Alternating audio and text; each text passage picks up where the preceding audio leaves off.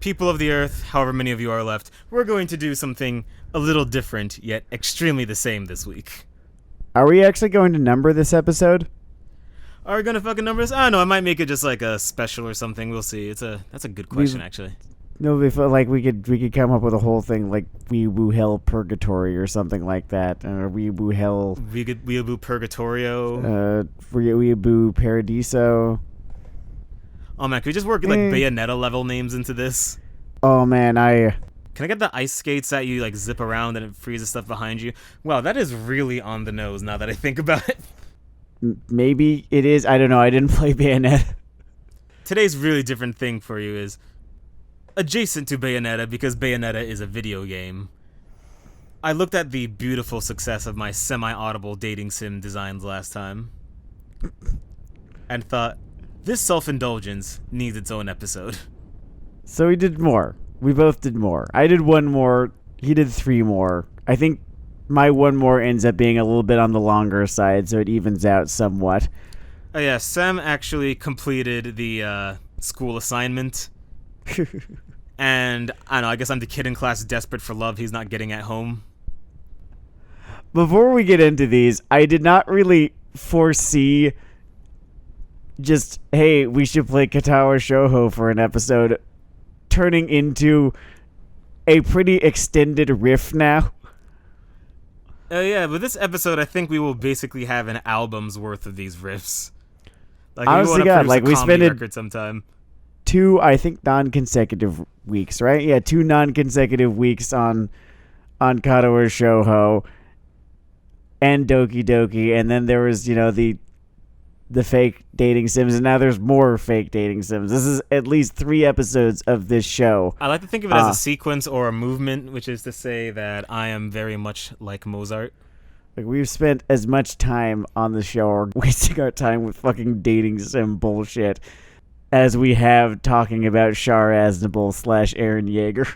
Which is a real achievement. I actually think that we've spent more time talking about it than Aaron Yeager. Specifically Aaron Yeager, who got his own episode and, still needs another one of his own episodes. Oh, we're going to need a real postscript on the whole Aaron Yeager saga. Maybe we should just not talk about Attack on Titan until it wraps up, because it feels like it's wrapping up pretty soon. Like, we are approaching the final battle. The man speaks truth. Before we get into the meat of this, and I guess it's related to the topic of romance, the one thing I will say is I am still amused by the fact that he will toss the broken shipping men a fragment of a bone and then just plow forward into stuff that's actually interesting. He hasn't abandoned them. He hasn't embraced them. He remembers them. He remembers them. He throws the dog the meat it needs to stay alive. There.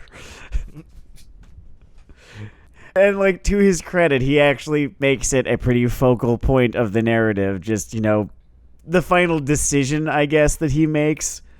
That's cute. That's all you're ever gonna fucking get. But, it's something. It's scraps, but it's something. You can take that, rock gently back and forth in front of your statues of, Aaron and Ymir and his story or whatever you people do. But onto the main body of Weeaboo Hell Supplement 1, title TBD. I don't know, Weeaboo Satan's Pitchfork, whatever. Well, 4 dating I'm gonna sim make you think of it. pitches. I can't think of it. Oh yeah, you do. You start. So out of my 3, pitch 1, over the top. Premise: all's fair in love and trench warfare.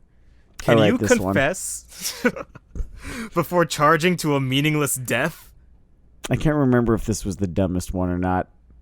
It really might be. I am impressed. Did you was the one with the robots? Did you do that in the last episode? That's coming up. That's coming up. Okay. Oh, spoilers. Sorry. If the narrative of my fake dating sims is actually wait, if I'm my biggest fan. Shit, we need to cherish that person. What the fuck are you doing? All right, over the top. As I said, the premise: all's fair in love and trench warfare. Can you confess before charging to a meaningless death? which I love, by the way. Setting: the French trenches of the Battle of Verdun. Sidebar: Verdun is a lot like Hell, but stickier. It's not hell, but almost as hot. A little bit more rancid, maybe. I don't know. Are we thinking of like Fire and Brimstone Hell, or are we thinking about like Dungeons and Dragons Hell, where basically every horrible thing is represented? I think it's the one where Mammon hangs out. Where Mammon hangs out in like this horrible fucking swamp, and I think it's this one. That's Verdun. Verdun is. I think that's layer 5. Yeah, it's like don't quote me. It's like layer 5, and I don't know. Chemical warfare is in its punk rock phase. Mm-hmm.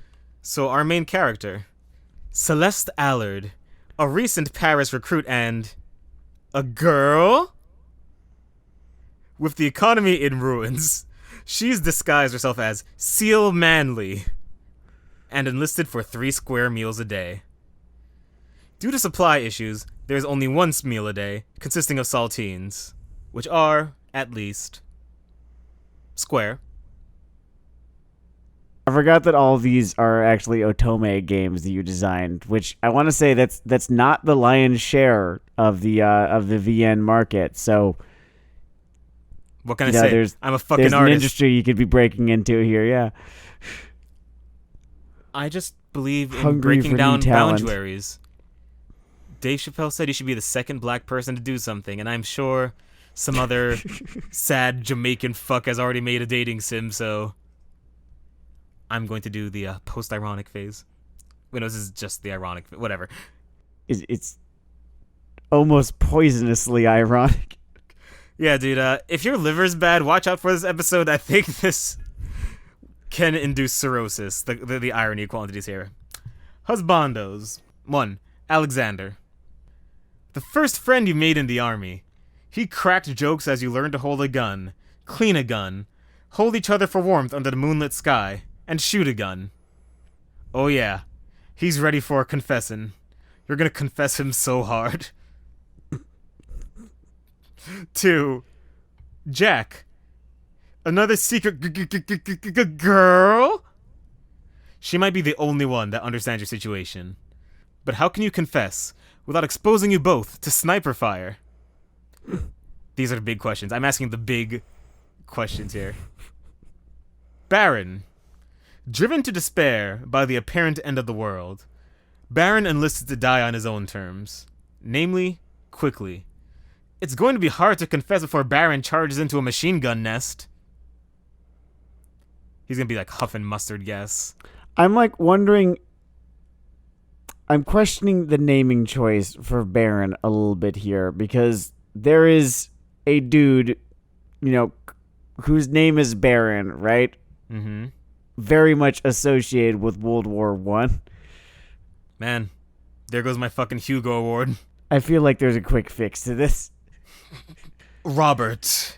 There we call him go. Robert. Yeah, his name is Robert. Robert is a death Because like seeker. you're just gonna invite the comparison, and the two characters do not seem to have really anything in common. That's fair, and at least our current fucking dictator light only doesn't have any children named Robert, so that's some other skin off our back. Yeah. I was thinking about the Red Baron. Hmm. But like there's like the one who's apparently a weeb. That's fun fact. Oh, hey, if you're listening to this, young man, I just want to let you know it's a hard life, and it can only feel harder sometimes, especially people talking about you and your family. But that doesn't mean you can't take the chance to kill your father. I would never incite a random citizen to choose political violence. That would be irresponsible. I am, however, under the shielding laws of satire, allowed to tell Baron Trump to kill his father. And You'd be remembered as one of history's greatest heroes. Like, to get the Weeaboo Hell Medal of Freedom. I might actually have to cut that. But maybe a stinger. All right. Rupert. The captain doesn't like you. He doesn't like your attitude. He doesn't like your lithe, fit form. He certainly doesn't like the soft lighting surrounding him when you're nearby. He'd probably hate it if you confessed. Elias. A German gunner? But that's forbidden love! No deep, blue eyes could be worth that, no matter how full of unconditional love. Confess to someone else. Lisette. A nurse from the countryside that sees through you immediately. Which makes sense, because she's also your childhood best friend. Maybe you should say something before you die. Like a confession. Then we have, just a little story outline to, show you how these routes sort of play out the similar beats. Just so we're clear, you die in every route, right? We'll see a spoiler volume, spoiler pens. Like, I can't think of a version of this game where you don't die in every route. I don't know, maybe CL Manley, distinct from Futurama's Chet Manley, is history's greatest warrior. Ever consider that? Go on. Do you know why? Because this is 2 Mulans worth of woke, bitch. Act 1. Orders are in. You're in the next group going across no man's land. That means you only have 3 hours to find love on the battlefield. But everyone's so busy crying in the mud that they can barely hear each other, let alone the heartbeat of love. Act 2. Anyone have a shot? You get drunk with the rest of the dead men and learn more about your love interest. You talk about your hopes and dreams, such as staying alive and not choking on mustard gas. Then you share a good laugh. You'll definitely be choking on mustard gas. The tension's strong, but you can't find it in you to confess. Or sleep. Act 3. Are we doing this or what? You're found out. The general needs fresh bodies, so you're still joining the next charge. He calls it a historic achievement for the women of the world. Now you've only got 1 hour to confess. Act 4. For France. You're late. It's time to charge across no man's land. If you confess to your love interest, they'll make the empty, futile gesture of shielding you from machine gun fire. The typewriter of death chews through them in seconds, leaving you to take the rest of the ammo belt. The last thing you see is the rest of your squad falling, joining you in the murk. And if you fail to confess, you're still cut down by machine gun fire. Alone. Act 5. Darkness imprisoning me. You've survived. Technically. A combination of bullets and gas have turned what's left of you into a parody of life. But you'll always remember those magical, romantic hours before the state used you for a failed charge to take a hill no one wanted, for a battle that changed nothing, in a war that never needed to happen. Doki? Doki? That was the best fucking gag. It's so fast and so good. I can't decide whether I like that one or the pantsu one, but we can both agree it is just the best episode. The banter is strong. So, in my second product, I want to do something with a little bit more of an optimistic spirit. A love story that would uplift the soul. Less of the poisonous cynicism you people have come to stereotype me with, which I think is unfair. I think it's undeserved. I think I'm a beacon of light in a dark age. I think the joke at the core of Over the Top is as funny now, Dennard, as it was the first time you told it 15 years ago when we met, and more or less every 20 minutes since then. Oh, excuse me. I'm basically the atomic clock. That is service you cannot pay for. Think about what I do for a society. Well, you definitely don't like it. If I had perfect pitch, I'll be doing the fucking You're Welcome song from Moana right now. But now, for our second work, I present We Love You. Premise. Your space station is slowly approaching the sun. Your only hope hot androids. Oh my god. Can you get them to assume the position? Fallout New Vegas changed everything. Yep. Our main character this time is Maria Ibrahim, the only human survivor of the space station New Hope's collision with an asteroid. As a leading biologist, she was studying the long-term effects of deep space on plant life. She's never been much for romance, but she's always been one for not burning to death countless miles away from the nearest organic life form. Yeah, that tends to suck. Not in my top three. Not in my top three. I like to avoid it if possible. Husbandos.exe. I did have to do it once, though. It was pretty shitty. I wouldn't recommend it. Yeah, that was a bad choice, dude. You gotta pick better routes, you know? You gotta think about 23 was just not a great year for... No, it was 22. 22 was just kind of a shitty year for me, but, like, things got better when I was 23. Oh, everyone, I wish Sam a happy birthday. His gift is insanity. Back to our husbandos. 1.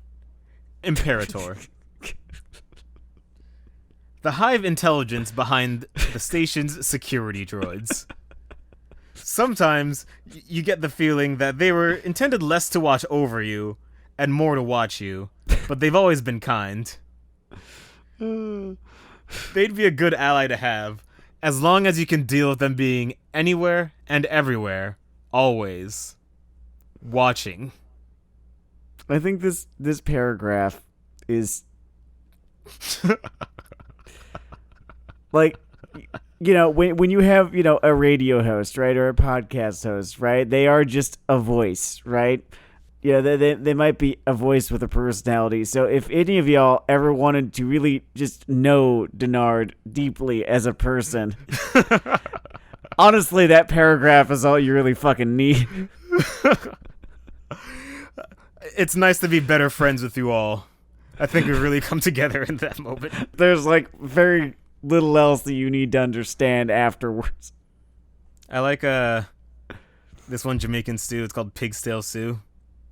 It's my favorite food. That's pretty much all you're missing. It's good. I wish I had liked kidney beans more. Otherwise, I'd like it. But I'll try this variant next time. You might dig it more. Yeah, okay. Husbando 2. Captain Jonas. The captain uploaded his consciousness into a construction android. At least, that's what he claims. The android's hands have flecks of dried red liquid on them, and the captain said the man-machine transfer seemed as much like death as anything else. Either way, there's always been some unresolved tension between you and the captain. But the crisis should keep things professional. Sorry, Imperator it's a tough act to follow. Isn't it? Then we have Navigator, the ship's primary passenger service AI. He's not technically an android. His body is more for show than anything else. He's taken on a philosophical tone since the loss of your peers, questioning the nature of survival, free will, and the point of either in a world with no discernible god. As moving as his existential angst is, you hope that he doesn't vent the airlock to make some kind of point. And then, we have Adam.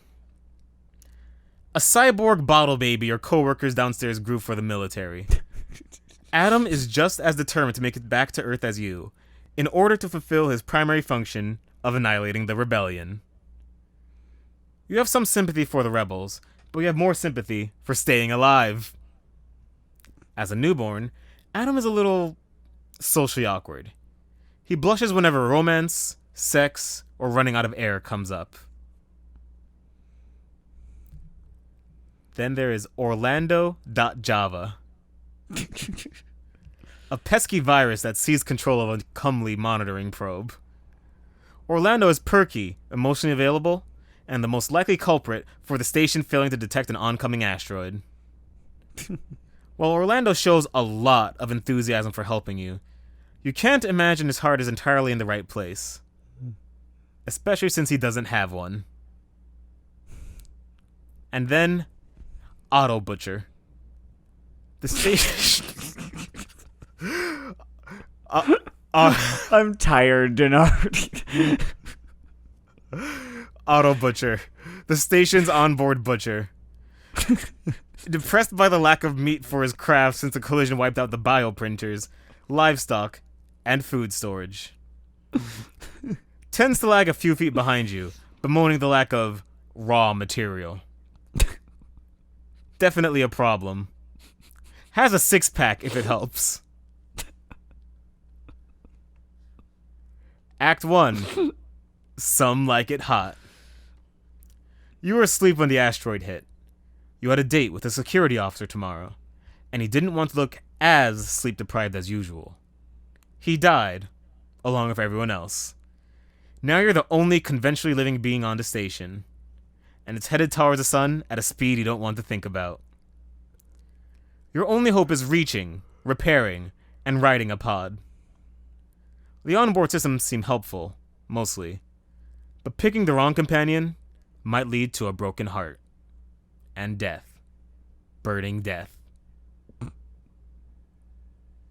Act 2. Some like it even hotter. You and your partner make your way to the pods, navigating twisted wreckage, rogue military experiments, and airlock breaches. Every other husbando has turned on you, driven to their version of madness or enlightenment by romantic rejection. You don't understand why this is happening, or why it's happening to you. But at least there's someone to hold your hand. I call this a System Shock 3, by the way. Act 3. No one likes it this hot. You have 3 huge problems. The first is fixing an escape pod with no technical expertise whatsoever. The second is your husbando feeling emotionally neglected. The third is delirium setting in from dehydration and oxygen deprivation. It's going to take an open, gentle heart to navigate your newfound love, and the vast swath of hostile space between the station and home. How do you feel about We Love You, Sam?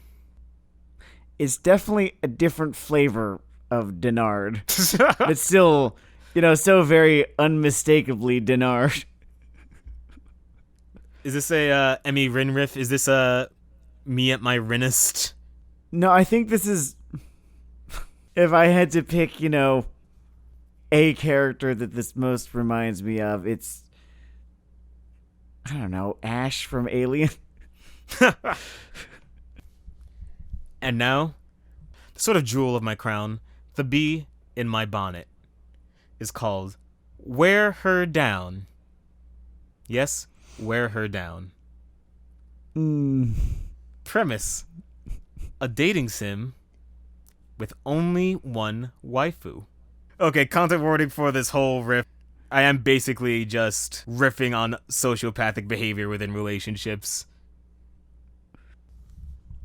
Said waifu, Jenna, the girl you've loved for 3 years. She doesn't like you. This is a fucking Todd Solondz film. Wait, brief kayfabe break. What do you direct? Welcome to the Dollhouse. Palindromes. Basically the blackest fucking comedies you can imagine. Like if you want to just or go check out the Wikipedia page for one or two of his movies, and then just the subject matter that they are about. Sounds like a good time. Sounds like my idea of a party. She doesn't like you, but that doesn't have to be the end for your love. You just have to make her understand how you feel. Then she can stop wasting time with all that dumb bullshit she's into and her dumb bullshit friends and be happy with you. Versions of you. Naturally, the key to Jenna's love is changing yourself. But which version of you can best chip away at her resistance? Good lord. Friendship you. An ear to speak to. A shoulder to cry on. A bed to sleep on. You offer all this and more to Jenna, whenever and wherever she wants. She doesn't always take you up on it, but every time she does, she becomes a little more dependent. The rest is simply patience. Socialite you. The social butterfly and town gossip. Sometimes it seems like you're everywhere and nowhere at once. That gives you access to a lot of spicy rumors, mostly about Jenna's friends and suitors. It's sad to see her become more isolated from them, one by one, but you try to be selective. The wrong word could ruin someone, and leave Jenna nowhere to turn but you. Fitness you. Fuck me, man. You're in the same gym. What a coincidence. Luckily for her, you have some experience as a personal trainer. You let her know that she could stand to drop a pound or two, and you'd be willing to help at a cut rate. You'll be there for encouragement, and tips, and touching. Always touching. Ever closer. Business you! You and Jenna are in the same industry, but thanks to a quiet word or two from your dad, you're just a little further ahead. You tell Jenna that you consider yourself her mentor, and you'll be there for any advice she needs. Or anything else. Patriot you. You're back from serving your country, and you've got the medal to prove it. It's about time you had your reward. An acre, a mule, and Jenna. She has to appreciate what you've given for her freedom. Who wouldn't? You let Uncle Sam break you down and put you back together again, and you'll be damned if some harlot from bugshit nowhere turns you down. Damned! Showbiz you! You're a star now. Just like the ones she said she loved on TV. Isn't that enough? What does she want? What does she want? That said, regardless of what she wants, there are certain casting opportunities you can make easier for her. Or difficult. I think I have lymphoma now.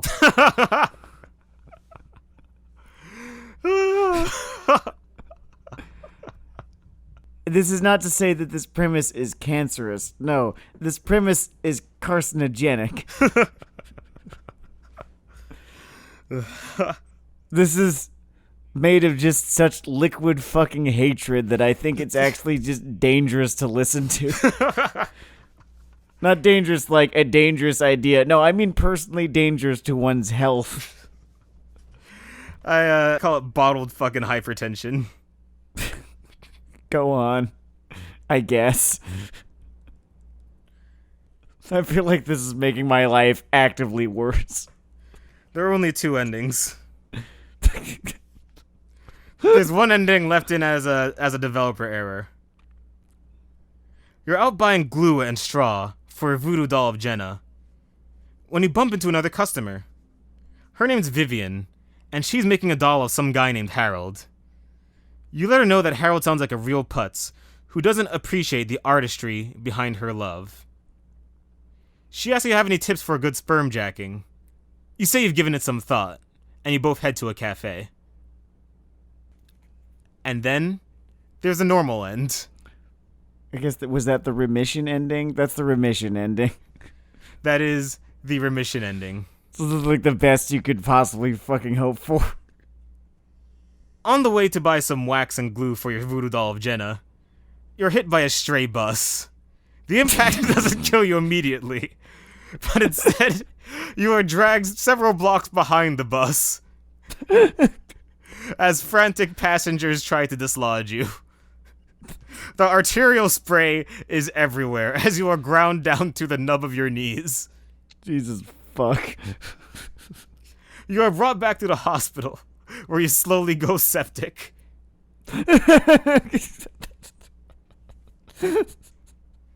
There, in your bed, you wait for your beloved visitor, Jenna, to appear. You die waiting.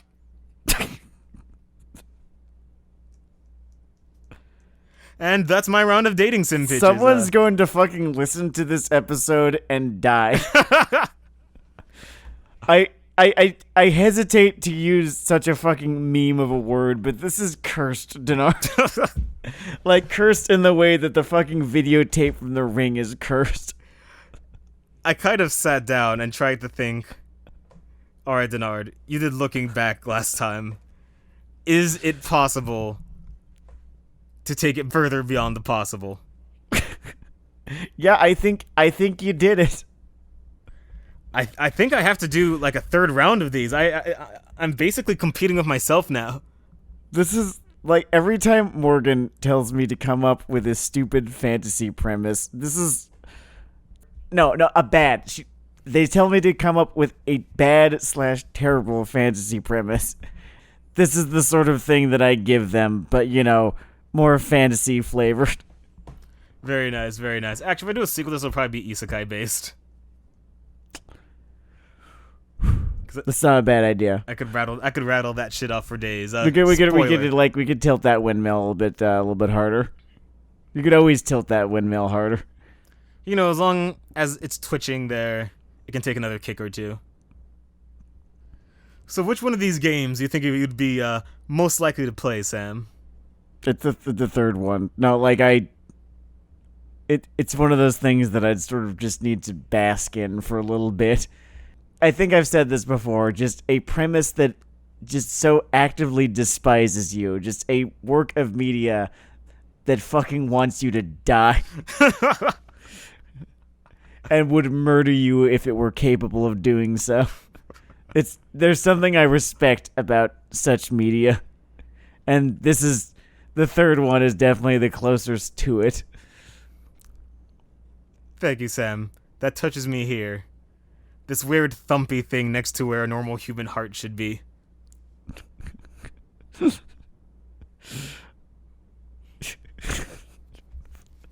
I think you'd actually shared the first two with me as you were writing them. This one was the live reaction to that.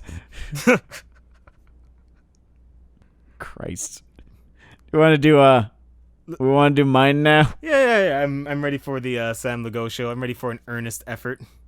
All right. We're going to stay for one song and one song only. This is Backstage Heat. Or perhaps Shooting on You. I haven't decided on which one I like better. Those are both great! Premise. A visual novel hybrid... Wait, before we get into the premise. Shit, okay. Shooting on You if it's an H game, Backstage Heat if it's PG-fied. I sort of considered it to... It's like Katawa Show, right? It's, mostly, it's like 95% not porn. All right, you're gonna have to call it Backstage there is 5% because Shooting on You, the ejaculate pun makes itself. Yeah, I know because that's the thing. I didn't want it to, but it did anyway. It's where we're at. It's where we're at.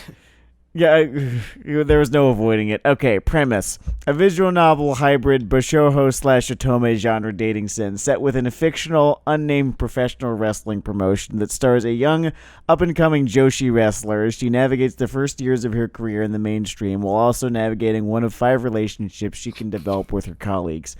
Again, this was me just trying to fucking do the thing. There's... Fucking great. Very little irony present in any of this. There's one route that's kind of ironic, but, playfully so. You'll see. Okay. Looking forward. Protagonist. You are Mako Maseifa, the 25-year-old Japanese Samoan scion of 2 wrestling dynasties. In the Indies, you are known as a prodigious technical wrestler/high flyer with a hurricane rana that'd make Will Ospreay blush and serious strong style chops. The one criticism you've always received is that you have not been able to develop either your promos or persona to where they need to be in order for you to really shine in the big times. It just doesn't come naturally to you. Much of your character arc has to deal with the weight of expectations on your shoulders. You have no less than 6 relatives who held a world championship belt at one point or another, and you've got several older cousins and siblings-in-law lighting up the squared circle even now. Pretty much everyone you meet has some question or another about your recently deceased father, how you plan on breaking out of his shadow, and the extent of your talents. Hell, there's a plurality of smarks out there who think you're nothing special and don't want to see you anywhere close to the main event. As a result, you're full of self-doubt and begin the game in the midst of an identity crisis as you struggle with what kind of wrestler you're going to be and if you even have a choice in the matter. You're naturally hot-blooded and enthusiastic, but all of this doubt has led you to become somewhat impulsive as well and prone to doing shit with huge consequences without thinking it over first. I really like the amalgam of sort of different figures you've put together there, actually. I sort of, like... Good job doing the thing instead of making a ball of toxic hatred. Toxic, ironic hatred, yeah. I sort of had this idea of, what if Paige was also The Rock or something? It seems that you get the format too, because I could imagine in one of these games both the good studios version and a terrible studios version of them sort of choking on the mic. Yeah, okay, yeah. I hadn't really much thought about that sort of thing. Like, the worst version would be a bunch of blushing, you toss the microphone behind you, mumbling something about senpai. Baka. Yeah, no, okay, yeah, no, if we were, like, leaning really fucking deep into the anime thing, then yes, the Hell World version of one of her bad promos just involves her doing the fucking tsundere thing. Man, Christ. I need to spend like 10 minutes outside of Hell World one day. It's fun out here. You should come over more. Are you sure? I was thinking of a sequel, but go on. All right, so love interests. First up, Johnny X-Ray. One of the company's top heels and kind of a cold fish backstage. He believes himself to be one of the absolute best in the business and a defensible candidate for GOAT. He keeps people, especially romantic suitors, at an arm's length because he knows how rough the touring schedule of pro wrestling can be on relationships and prefers to go it alone. He's been hurt before and he doesn't want to be hurt again. His route sees you allied against him in the ring with Crash Contreras, a recently unmasked luchador and one of X-Ray's only real-life friends. When Contreras suffers from a legit shoulder injury that'll put him out for a few months, management rolls the dice on having you carry his torch and putting you in a feud with Johnny. The result is ratings dynamite. You get stupidly over with the fans for being a believable underdog, and X-Ray gets nuclear heat for his in-ring viciousness towards a younger, smaller wrestler, and all of his promos where he gloats about ending Contreras' career and promising he'll end yours. But as you two put on match after match, there's a connection beyond mere ring psychology that grows between you, and it culminates in a steamy hotel room session at the Marriott they put everyone up at the night before a big pay-per-view. Johnny, real name Dave Hebert, and he begins to prefer that you call him that, starts to open up to you about who he really is, a deeply lonely perfectionist who has to be the best because the ring is all he has. He was previously engaged to another wrestler with whom he came up through the indies, but their relationship fell apart when he picked the demands of the main event over her. It is his biggest regret. For your part, you find his presence in your life assuages many of your doubts, as your instant classic feud has made you a better wrestler than you ever thought you could be in this short amount of time. And it makes you feel like you're living up to all those expectations your family saddled you with. You're exactly the star everyone wanted you to be, and maybe even more. But problems arise. Following Johnny's advice that the direction your character goes should be ultimately up to the worker, you decide to go for an unplanned ref bump / low blow to win a pay-per-view match you were originally booked to lose. Management is furious at you, but the fans, who ate it the fuck up, and Johnny convince them to roll with this as it allows them to do one of the hardest storyline gimmicks to pull off, the double turn. Career-wise, this is great for you both. Leave that man's genitals alone, villainous. Career-wise, this is great for you both, but X-Ray quite obviously resents that you did something this big without telling him first. You resent that it took his intervention to save you from getting buried as punishment for going off script. It's not like you legit attacked him, and you gave the ref warning. This leads to either the good end, the neutral end, or the bad end. In the bad end, your failure to communicate leads to a fateful botched spot that leaves you both legit injured. The two of you go through a bitter breakup afterwards. You blame one another for the botch and resolve to go it alone from now on. In the neutral ending, the feud culminates in a legendary match at the biggest pay-per-view of the year. The ending is never revealed as it doesn't matter. But afterwards, Johnny explains that he thinks you two were better in the ring when you weren't dating and breaks it off somewhat amicably, asking you to start calling him by his in-ring name again. The good end is only available if you picked an earlier option and told him about your doubts. He will have revealed his as well. He hates what the business has done for him and wants a way out on his terms. There's a short scene a few weeks before the pay-per-view where he says that we're going to do something a little bit different. During the TV event, it's announced that this will be a loser retires match, and then the scene jumps immediately to the match itself. It plays out identically, except it's clear that you win this time. After the match, Dave tells you that that was the best match of his life and that he's excited for his next life with you after wrestling. Good end. Cool outline. You know what's fucked up? What's that? Once you know about wrestling, the best ending to this guy's story you could think of was him getting the fuck out. Like, I've watched enough Dark Side of the Ring and listened to enough Brian Alvarez or Big Dave. It's It gets dour out there. you want to get in there, spend maybe 10 years, and then get the fuck out, near as I can tell. Yeah, start to worry a bit when you start to recognize buildings, you know? Mm-hmm. All right, here's the next one, and this is the irony one / see if you could guess who this is about. Okay, so this is Route 2? This is Route 2. Let's do it. Okay. His name, Warren DeBalkin. The gag route, even the bad end, is somewhat comic. A skinny, bespectacled former wrestler, just a couple of years older than you, who had to take an early retirement due to a career-ending injury. He is now a producer / commentator / booker who, if you choose his route, is assigned to be your on-screen manager in an attempt to get you over. He does not like this. Warren is a conservative in terms of wrestling. He's an avowed Demsosh.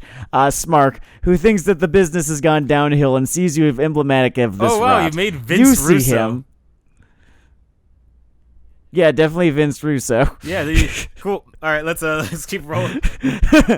You see him as an insufferable nerd and wonder why they bother keeping his ass around. Half of this fruit's content is just the two of you having humorous Aaron Sorkin-esque verbal sparring sessions. You try to convince him that he's a dinosaur, and he tries to convince you that you're cancer. This works its way into your promos, and it helps you get over as a comedic heel.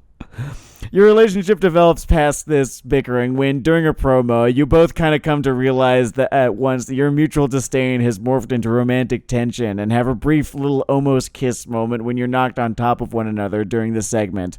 The two of you, very slowly and extremely carefully, begin to develop your relationship further, first by admitting your respect for one another, then sharing curb beers. Warren tells you at one point that he does not go out for drinks, then getting takeout and talking about something other than wrestling, then commiserating over the mistakes you've both made. Mako once spent a year at an awful indie promotion in Texas and is still grouchy about what went down. Warren killed his chances at a higher level creative position within the promotion because of how bitter he is. Then figuring out how to forgive yourself for these things, then holding hands, then finally spending the night together at your apartment while you recover, quote-unquote, from a kayfabe injury. Warren calls you one night, excited. He's been able to recover from his injuries and has been cleared to return to the ring. This leads into the final act, where the good and the bad ends diverge. The bad end, which you get if, in an earlier argument, you imply that you got stuck with him as a slow burial on management's part, sees him deciding to leave the promotion and getting a fresh start in Japan or Europe, saying that he's had enough of pro wrestling in this country and doesn't want to keep sandbagging your career. He gets in a cab and tells you to look him up the next time you're back in Tokyo. The good end, which you get if in that earlier argument you tell him it's his own fault that he's this miserable, sees him pitching the idea of the two of you as a tag team. Yeah, it's the tag division, I know. But you can either elevate it or at least have fun wrestling together, because that's the reason you both do this anyway. The story ends with your tag team debut. If the figure... This one was Morgan's favorite. I actually don't know why. Make of that what you will. Oh, that's interesting. I don't know if Morgan would be interested in the story of someone growing less bitter through attachment over time. That's weird. Not at all. I'm going to hire a shrink on that one. If the figure you based that off in part... Yeah, okay, so I wrote this a while ago. This is an older I'm not document. getting on you about that. I know that time makes fools of us all. Look, we never know who's going to get fucking canceled next. I don't say that like it's a system doing it to them. I say that please stop grooming. Stop fucking grooming. I'm almost tempted to fucking add to the fucking document now with just a joke about... No, I should probably not do that. That'd be bad. I shouldn't do that. That'd be bad. I could just say that this guy is based on Brian Alvarez instead. It's not that accurate, but I could sell it certainly. Oh man, you know what I like Brian? He's not bitter. He's just arbitrarily angry. It's just like a switch. It's just a thing that he does. It's like a shonen battle mode or something. Like he just shouts Sage mode and starts yelling. just screams, "Why?" into his microphone.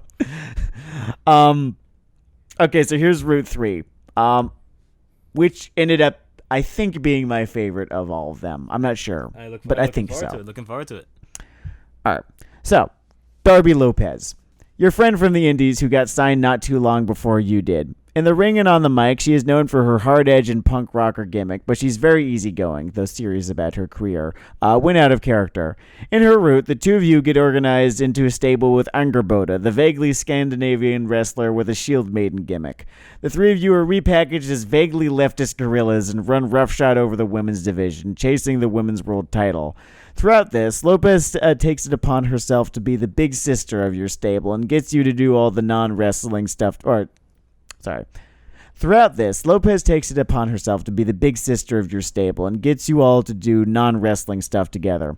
In her opinion, you got to be able to turn it off and just be human as often as you can. The two of you go closer. Angerboda is fairly aloof but appreciates your company over the course of your many outings and conversations. You have a comical moment together during a movie night when Angerboda falls asleep prior to his sex scene in a movie, and you try to both act like you're watching something else. One night, she takes you up to the rafters of one of the stadiums where the night's episode is being taped. Damn it, I'm imagining a fucking arena cock rock version of Kiss the Girl. The two of you had already made all the appearances you were going to that night. You kiss and begin a relationship. At first, things are great. Lopez thinks that all the expectations you've been saddled with are stupid and unfair, and being with her means that you can be free of them, if only for short periods of time. Still, this is enough, but you get the sense that Lopez is somewhat unsatisfied with her situation, though she hesitates to tell you what exactly it is that's bothering her. One fateful night, the match's producer tells you right before going out that you're to brace yourself for a chair shot during the segment after hearing the line, "Is that what you thought?" You think nothing of it.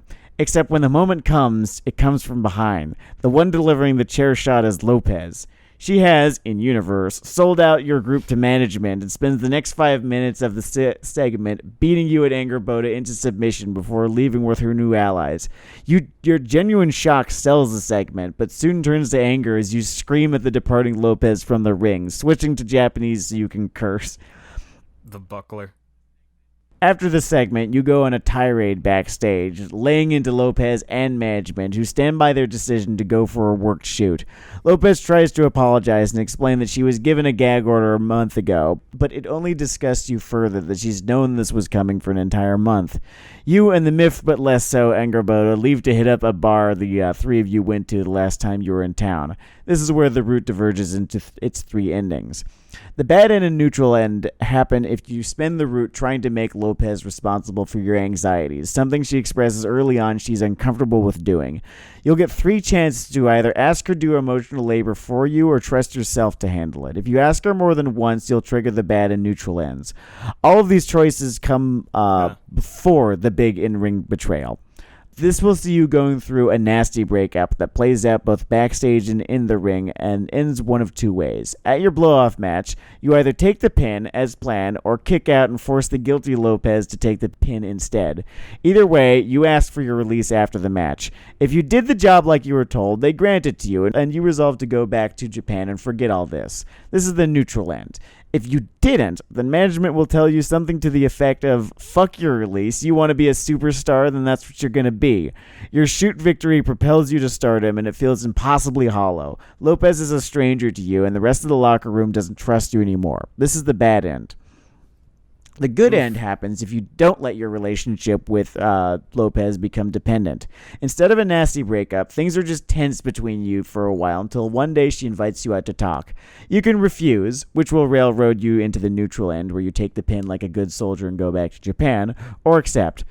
If you accept, the two of you go for a walk in the park and make up. She apologizes to you for breaching your trust the way she did, and you apologize for expecting her to be a solution to all your problems. You have a particularly intense H scene in an isolated gazebo that is drawn to resemble intense is a funny. An isolated gazebo that is drawn to resemble a wrestling ring. The blow-off match that is painful to experience in the neutral and bad ends is a euphoric, transformative, even erotic experience in the good end. As Darby goes for the cover, she confesses her love for you, and you reciprocate. The story ends back in the rafters again where your relationship began. I like this one. Like, I would play this route and call it my favorite route if this game existed. I don't mean to, like, toot my own horn or anything. I can't write for this one because I will keep trying to insert shield puns. Yeah, I know. I mean, like, so you got it then. She's Seth Rollins. It would be deeply off tone. Like, there was this sort of thing where I'm like, what if Seth Rollins and Dean Ambrose? I think that's an entire subgenre on certain corners of the internet. Corners called every social media service that starts with a T. And kind of 4chan too. It also, yeah. All right. Here's the next one. Which I don't know. Is it my least favorite? Maybe. I don't know. You'll have to tell me what you think. All right. Brian Broadside, the company's top babyface and one of the biggest superstars of all time. He's also one of the youngest to achieve such heights. Broadside is only 5 years older than you. Outside the ring, he's a gentle, soft-spoken man and a big brother to almost the entire locker room. Though a genuinely good dude, he is known to be a little private, preferring to talk about others. In his route, he takes you under his wing as he sees something special in you. You and Broadside enter into a relationship very early on in the route, though he seems almost reluctant to do so for whatever reason. He becomes both a lover and an inspiration for you. You come from similar backgrounds. Both of you are from Samoan wrestling diocese, and you're in fact related by marriage. You have a similar career path, and you've both recently lost a parent. And he believes up and down that you can be an even bigger star than he ever could be. Still, he remains somewhat mysterious. 2 just interjections of stupidity. Sure, yeah, go for it. I was imagining what form the main upcoming conflict could take. And the 2 things that hit me were, when you said you're unsure the reason that he seems distant sometimes, I just imagine it slowly becomes clear that you're fucking 16 and he's another groomer. I fucking... Goddamn. I swear I fucking wrote this before speaking out. B, I was very clear about the fact that your character is 25. Excellent point. Excellent point. I was not. It was put in no uncertain terms. What was the second bit?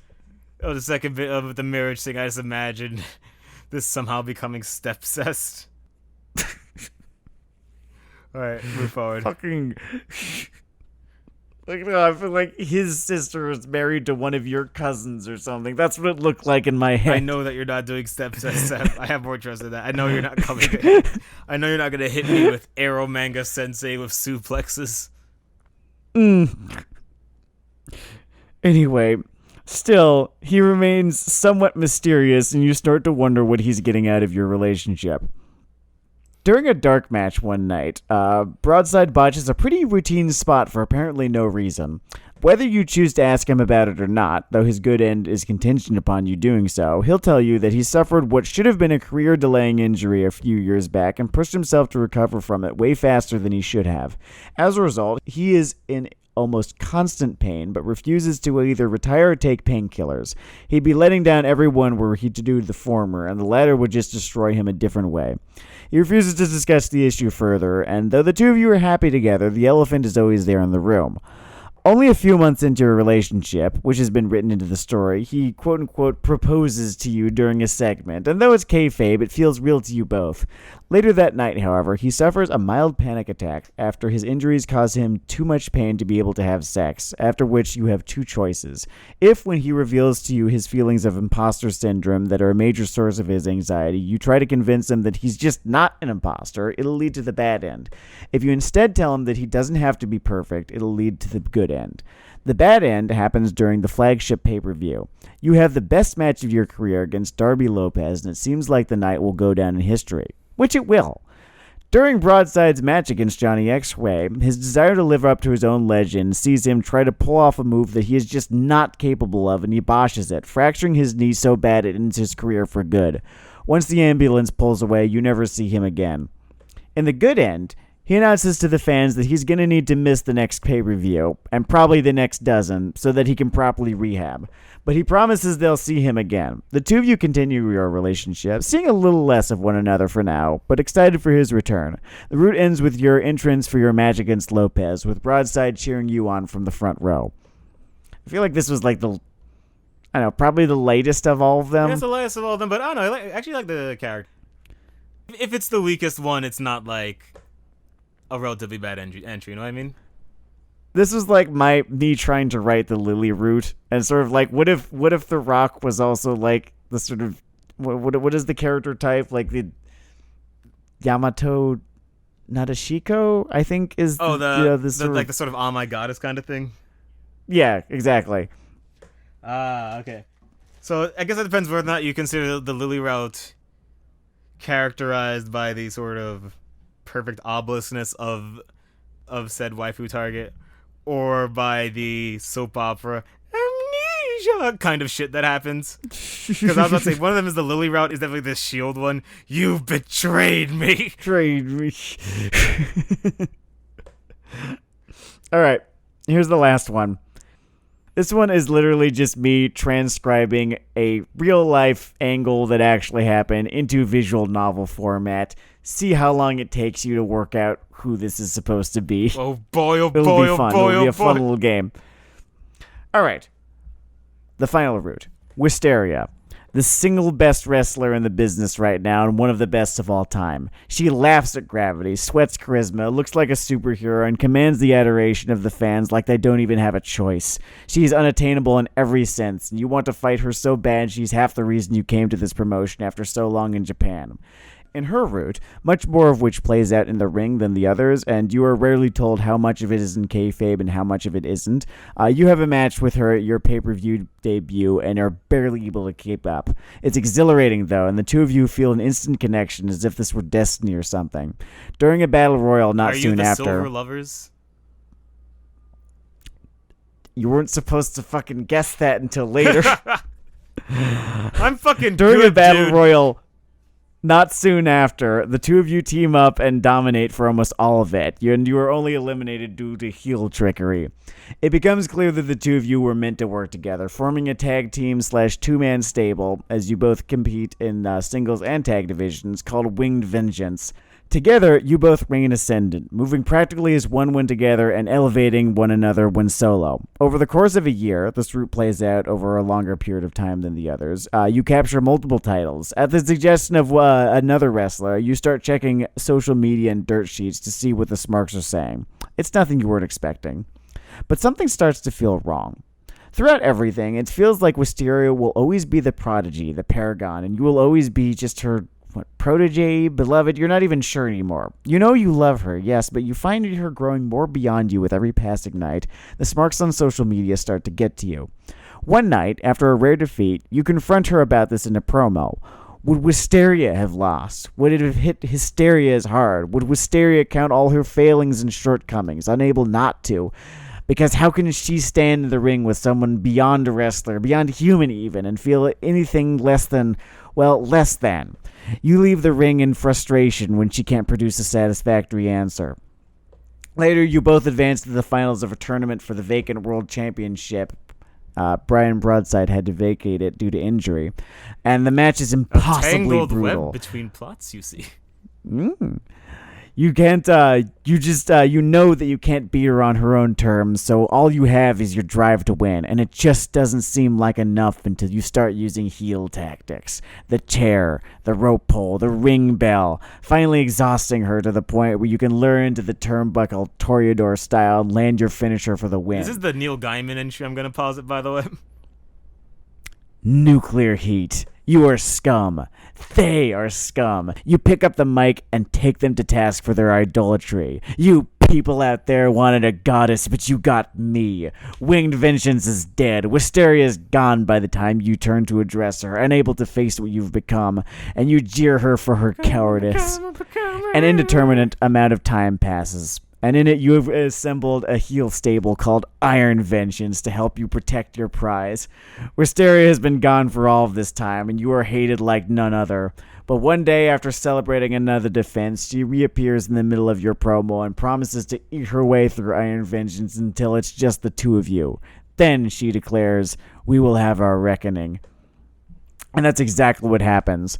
Faster than you can fathom, she's beaten every one of your stablemates, even getting them to turn on one another. Even Mr. Ass? Even Mr. Ass. Until it's just you and her. This is where the good end and bad ends diverge. In the bad end, you rally Iron Vengeance and demand they be at ringside to defend you. When the match comes, they do everything they can, but Wisteria is beyond them and beyond you. Frustrated, you forcibly put one of them between you and her to take her finisher. This seals your fate. One member of the stable distracts Wisteria for a moment while your enforcer turns on you, crippling you with a sledgehammer blow and disappears. Wisteria doesn't want to win like this, but you spit at her pity and demand that she just end it.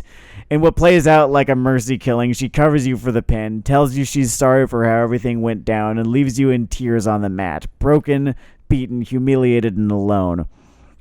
In the good end, you dictate the stipulations. It's gonna be a cage match, no disqualifications, and any and all weapons on the table. You muzzle your stable, telling them to simply sit in the front row and watch. Mr. Ass? What follows is a painful, brutal grudge match between you and Wisteria that gets to a point where you don't even remember why you ever hated her this bad. Didn't you love her once? It shouldn't be like this. You made a mistake. Staring defeat in the face, you apologize and strike your old winged vengeance pose as she hits you with her finisher for the pin. The pop is deafening, and you are in a state of euphoria as the audience cheers.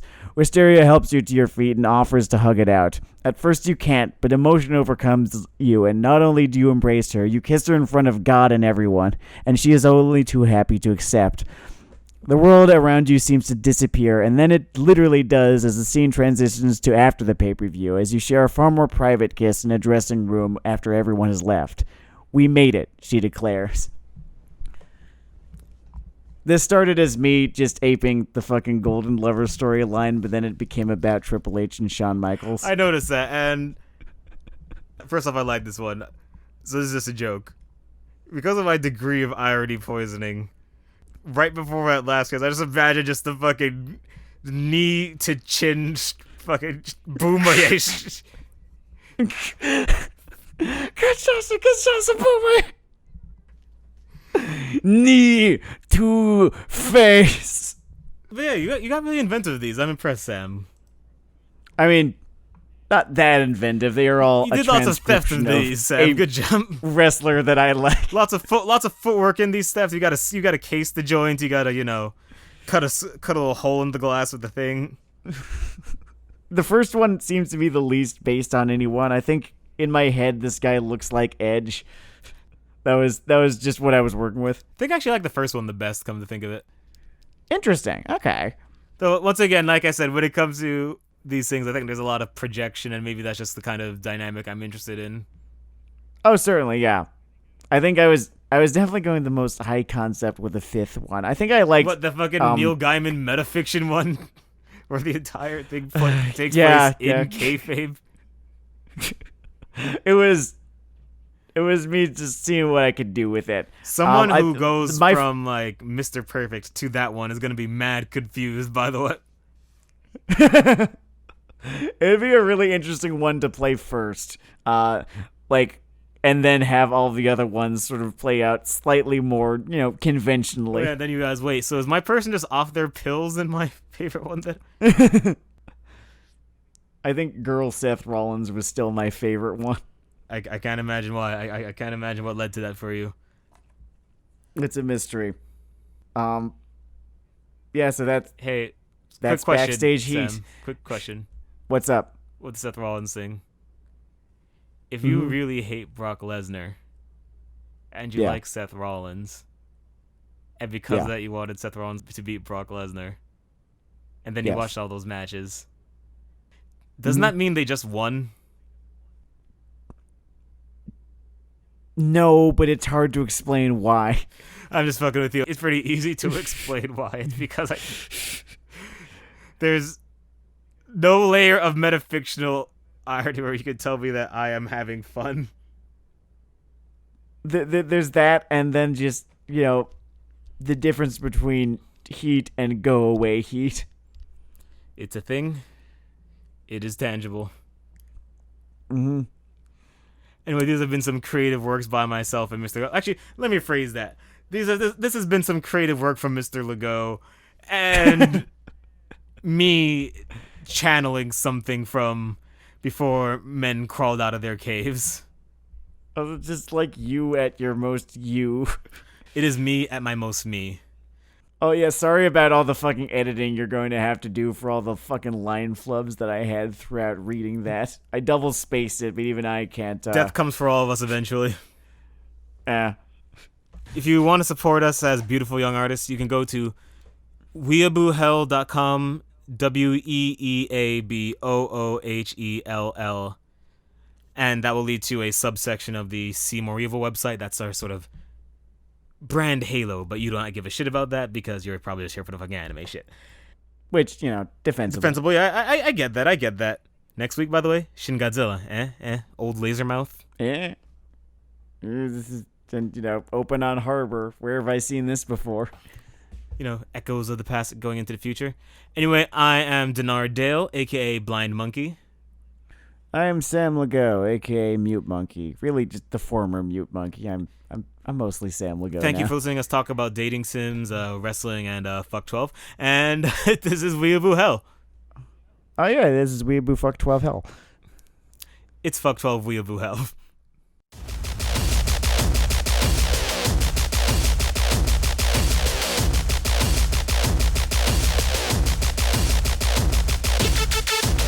No, you misspelled it. Fuck. Okay. You can go to weeaboohell.com. Sam, spell that out. WEE. No, fuck, you didn't misspell. Motherfucker! Wow, for some reason in my head it was spelled Weeaboo. Okay, I'm just gonna do it again. Whatever. All right. You can go to I'll shut the fuck up now.